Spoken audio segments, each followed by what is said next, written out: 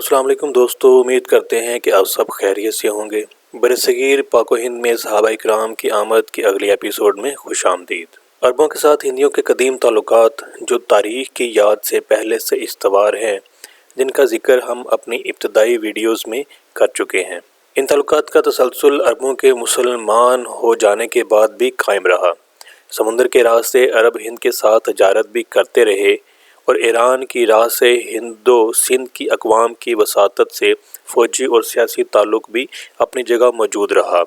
हिंद अरबों के लिए हमेशा से अहम रहा था, मगर इस्लाम के आ जाने के बाद इस अहमियत में मजहबी अंसर भी शामिल हो गया था। तजारती अहमियत के साथ साथ अब इनके लिए हिंद मजहबी अहमियत का हामिल भी बन गया था। इस्लामी तालीमात के मुताबिक सबसे पहले नबी और सबसे पहले इंसान हज़रत आदम अलैहिस्सलाम जन्नत से ज़मीन पर हिंद की सरज़मीन पर उतारे गए थे। चुनांचे मुसलमान जहां हज़रत आदम अलैहिस्सलाम से बेपनाह अक़ीदत रखते थे, वहीं आदम अलैहिस्सलाम की वजह से हिंद भी उनकी मजहबी अक़ीदत व मोहब्बत का मरकज़ बन गया। हज़रत आदम अलैहिस्सलाम का जिक्र करते हुए हुज़ूर अकरम सल्लल्लाहु अलैहि वसल्लम ने फरमाया, हज़रत आदम अलैहिस्सलाम अव्वल अर्ज़ हिंद में उतारे गए। दूसरी रिवायत में है अर्ज़ हिंद के दक्कन यानी जनूब में उतारे गए। इसे इमाम सयूती और इमाम इब्ने जरीर तबरी, इमाम इब्ने अबी हातम राज़ी रहमहुल्लाह वग़ैरह ने हज़रत इब्ने अब्बास रज़ी अल्लाह ताला अन्हो से रवायत किया है। इमाम हाकम ने इसकी तसीह की है। सईद सलमान नदवी अपनी किताब अरब व हिंद के ताल्लुकात में बयान करते हैं, हदीसों और तफसीरों में जहाँ हज़रत आदम का किस्सा है, वहाँ मुतअद्दिद रवायात से ये बयान आता है कि हज़रत आदम जब आसमान की जन्नत से निकाले गए तो वो इस ज़मीन की जन्नत में, जिसका नाम हिंदुस्तान जन्नत निशान है, उतारे गए। सरनदीप यानी श्रीलंका में उन्होंने पहला कदम रखा, जिसका निशान उसके एक पहाड़ पर मौजूद है। इब्ने जरीर, इब्ने अबी हातम और हाकम में है कि हिंदुस्तान की इस सरजमीन का नाम जिसमें हज़रत आदम उतरे दजना है। क्या ये कहा जा सकता है कि दजना हिंदी का दकना या दक्खन है, जो हिंदुस्तान के जनूबी हिस्सा का मशहूर नाम है। बदजनी अर्जुल हिंद की तहकीक में काजी अतहर मुबारकपुरी ने लिखा है, उलमा का कौल है कि यहाँ पर दजनी दक्खन या दखना का मारब है और इससे मुराद सरनदीब है। हज़रत इब्ने अब्बास से एक दूसरी रवायत मनकूल है कि हज़रत सल्लल्लाहु अलैहि वसल्लम ने फरमाया कि हज़रत आदम अलैहिस्सलाम पहले मक्का में बैतुल्लाह की जगह पर उतारे गए थे, फिर यहाँ से हिंदुस्तान गए। आदम अलैहिस्सलाम मक्का से चलकर हिंदुस्तान पहुँचे और जब तक अल्लाह ने चाहा वहाँ रहे, फिर बैतुल्लाह की तरफ लौट आए। हज़रत आदम अलैहिस्सलाम जब जन्नत से ज़मीन पर तशरीफ़ लाए तो अपने साथ खुशबू और फूलों के पौधे भी लाए थे, जो जन्नत की यादगारें और तोहफे थे, जिन्हें उन्होंने हिंदुस्तान में लगाया था। मशहूर ताबी आलम हज़रत अतार बिन अबी रबा ने हज़रत आदम अलैहिस्सलाम के बारे में ये रवायत बयान की है। वो कहते हैं कि आदम सर ज़मीन हिंद में उतारे गए और इनके साथ जन्नत की 4 शाखें भी थीं, जिनसे लोग खुशबू हासिल करते हैं। उन्होंने वहाँ से बैतुल्लाह का हज भी किया। सैयद सलमान नदवी अपनी किताब अरब हिंद के ताल्लुकात में लिखते हैं, और चूँकि अरब के मुल्क में मुतअद्दिद किस्म की खुशबुएँ और मसाले इसी जनूबी हिंद से जाते थे और फिर अरबों के ज़रिए वो तमाम दुनिया में फैलते थे, इसलिए उनका बयान है कि ये चीज़ें इन तोहफ़ों की यादगारें हैं जो हज़रत आदम अपने साथ जन्नत से लाए थे। इन तोहफ़ों में से चुहारे के सिवा 2 फल यानी लीमू और केले हिंदुस्तान ही में मौजूद हैं। एक और रवायत में है कि अमरूद भी जन्नत ही का मेवा था, जो हिंदुस्तान में पाया जाता है। सैयद सलमान नदवी मज़ीद लिखते हैं कि एक रवायत में है कि जन्नत से 4 दरिया निकले हैं, नील, फ़रात, जैजून और सैहून। नील तो मिस्र का दरिया है, जिस पर मिस्र की ज़राअत का दारोमदार है। इसी तरह फ़रात की जो अहमियत इराक़ की सरसब्ज़ी और शादाबी के लिए है, वो ज़ाहिर है। जैजून तुर्कस्तान का दरिया है और तुर्कस्तान के लिए इसकी वही हैसियत है जो नीलो फ़रात की मिस्र व इराक़ में है। वो सैहून के मुतल्लक है कि हिंदुस्तान के दरिया का नाम है। क्या जन्नत के इस चौथे दरिया को गंगा समझा जाए? बाज़ लोगों ने इसको दरियाए सिंध करार दिया है।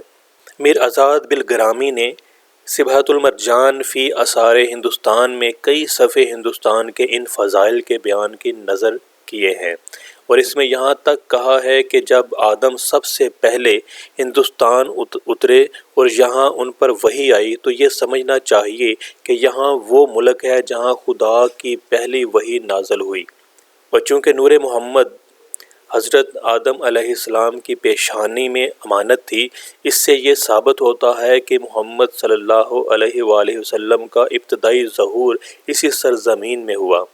اس لیے آپ نے فرمایا کہ مجھے ہندوستان کی طرف سے ربانی خوشبو آتی ہے۔ یہ تمام روایتیں فن حدیث کے لحاظ سے بہت کم درجے کی ہیں، تاہم ان سے اندازہ ہوتا ہے کہ یہ جو عام طور سے سمجھا جاتا ہے کہ مسلمانوں کا تعلق ہندوستان سے محمود غزنوی کے فتوحات کے سلسلہ میں ہوا اور وہ اس کے بعد یہاں آ کر آباد ہوئے، یہ کسی قدر غلط ہے، بلکہ واقعہ یہ ہے کہ وہ اس ملک کو اپنا مفتوحہ ملک نہیں بلکہ اپنا موروثی پدری وطن سمجھتے ہیں، اور جو یہ نہیں سمجھتے ہیں ان کو سمجھنا چاہیے۔ خیر یہ تو تاریخ کی یاد سے پہلے کی باتیں ہیں، اگر تاریخی نظر سے دیکھیے تو معلوم ہوگا کہ وہ محمود سے سینکڑوں برس پہلے ہندوستان آ چکے تھے اور جگہ جگہ ان کی نو آبادیاں قائم تھیں۔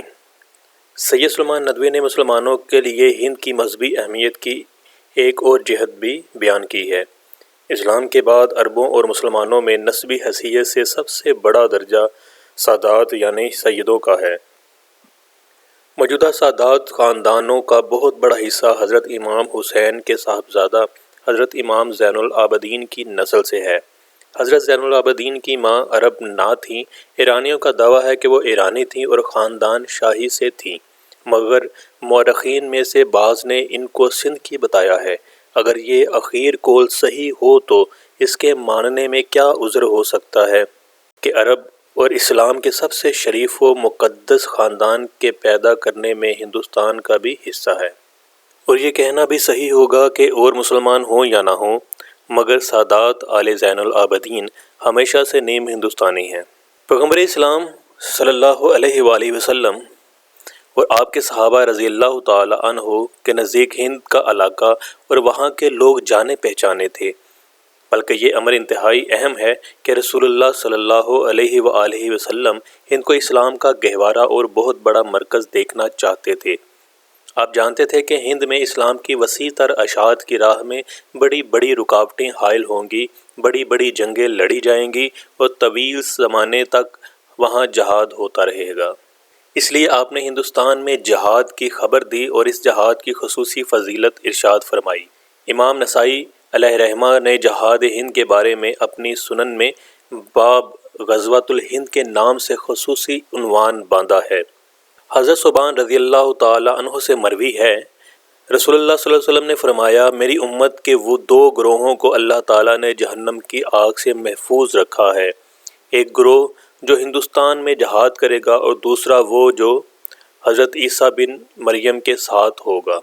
ایسی ہی ایک روایت حضرت ابو ہریرہ رضی اللہ تعالی عنہ سے بھی منقول ہے جو مسند احمد اور سنن نسائی دونوں میں ہے۔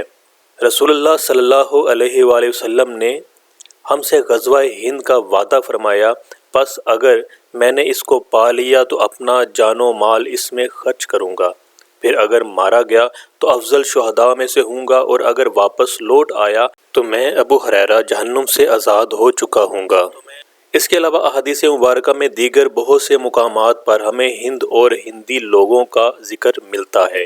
بخاری میں منقول روایت میں معراج کے ذکر میں حضور علیہ الصلاۃ والسلام نے حضرت موسیٰ علیہ السلام کے بارے میں فرمایا، حضرت موسیٰ علیہ السلام گندمی رنگ کے اچھی قامت کے آدمی تھے، گویا کہ وہ جاٹوں میں سے تھے۔